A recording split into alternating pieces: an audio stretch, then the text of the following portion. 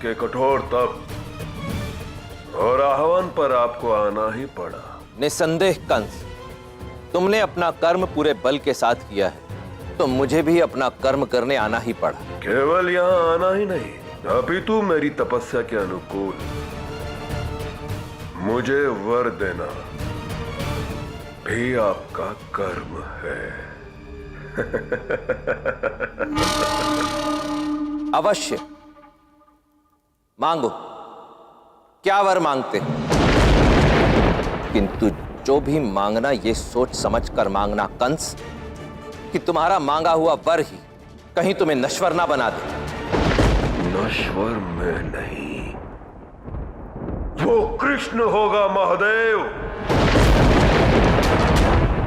वो तो केवल एक साधारण मायावी मानव है, और मेरे साथ तो साक्षात देवों के देव महादेव है।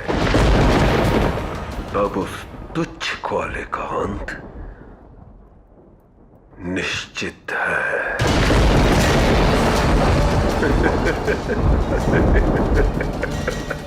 भविष्य में क्या होगा इसका उत्तर केवल भविष्य ही दे सकता है कंस। तुम बताओ, किस वर की कामना करते हो? मुझे उस कृष्ण को मारने का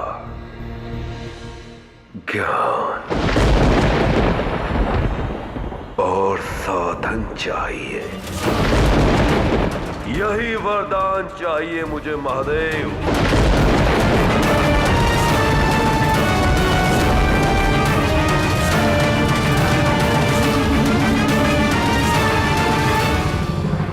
ठीक है, यदि मृत्यु ही तुम्हारी इच्छा है तो सुनो, कृष्ण को हानि पहुंचाने के लिए तुम्हें प्रेम का अंत करना होगा। अंत करना होगा, अंत करना होगा। संसार से प्रेम समाप्त करना होगा,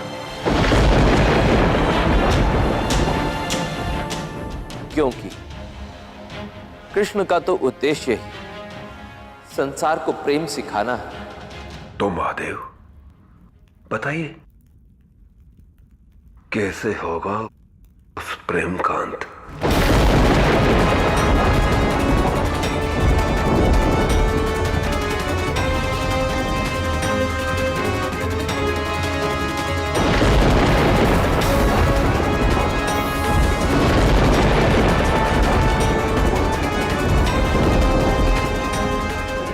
जब ईर्ष्या रहित प्रेम के अश्रु बहेंगे, तभी तो बनेंगे प्रेम के मोती।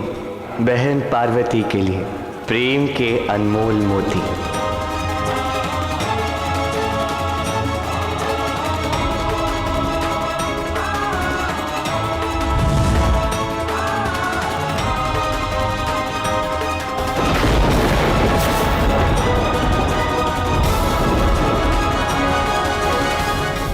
ये प्रेम के मोती स्वयं प्रेम के स्रोत से ही उत्पन्न हुए।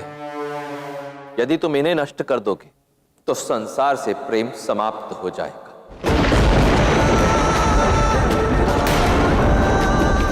जो प्रेम कृष्ण की शक्ति है वो क्षीण हो जाएगी। तत्पश्चात तुम कृष्ण को हानि पहुंचा सकते हो। आशा करता हूं कि एक भक्त और उसके भगवान की हुई बीच बात यही तक रहेगी। आप इसकी चर्चा कहीं नहीं करेंगे।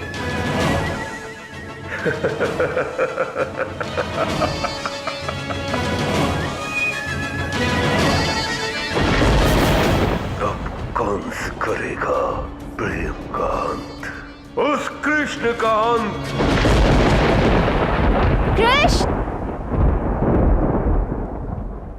कृष्ण, कृष्ण।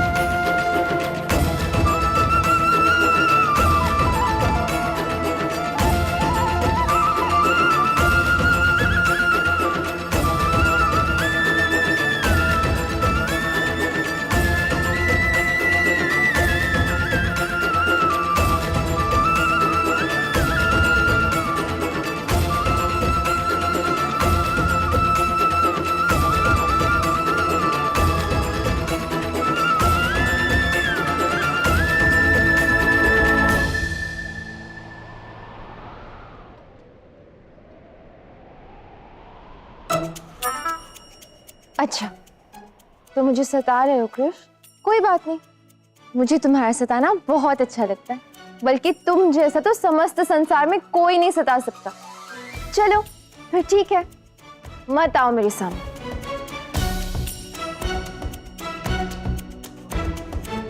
मैं तो तुम्हारे लिए ये माखन लाई थी, ले जाती हूँ इसे भी।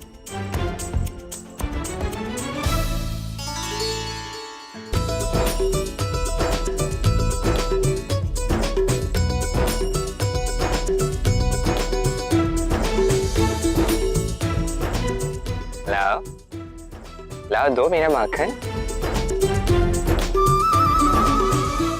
वो तो बस एक बहाना था तुम्हें यहाँ बुलाने का। अच्छा, हाँ।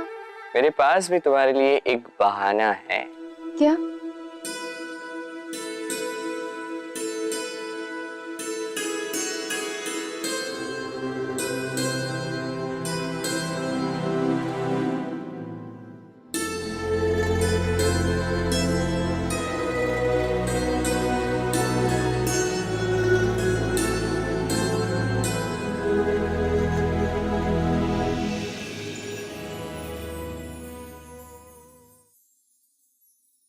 कैसे करते हो तुम ये सब कृष्ण?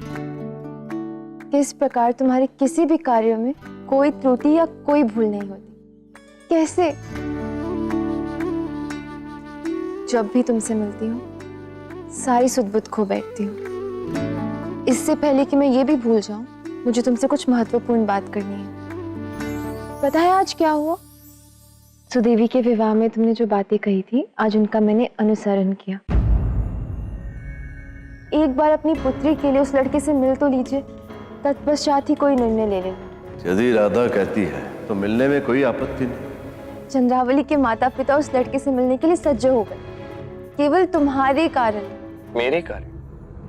किंतु मैं तो वहां पे था भी नहीं। वही तो तुम्हारी महानता है, तुम वहां पर थे भी नहीं और तुम्हारी सोच के कारण मेरा सारा काम हो गया। मेरे लिए एक काम कर दो कृष्ण। मैंने चंद्रावली के प्रेम के लिए एक बहुत बड़ा दायित्व उठाया है। यदि चंद्रावली के माँ बाबा को सोहम नहीं पसंद आया तो चंद्रावली को अपने प्रेम को भूलना होगा। तो केवल इतना कर दो, तुम सोहम को ले आना सबके साथ। तुम आओगे तो सब ठीक हो। क्या तुम सच में इतने बड़े दायित्व के लिए सज्ज हो? एक बार स्वयं से पूछो, जान लो अपने मन से क्या उत्तर आता है, उसके पश्चात निर्णय ले लेना। जिसने भी ये पत्र लिखा है वो चंद्रावली से शुद्ध प्रेम करता है। मेरा हृदय तो तुम हो कृष्ण। जो तुमने कहा सही कहा, वही मेरे लिए अब ब्रह्म वाक्य है।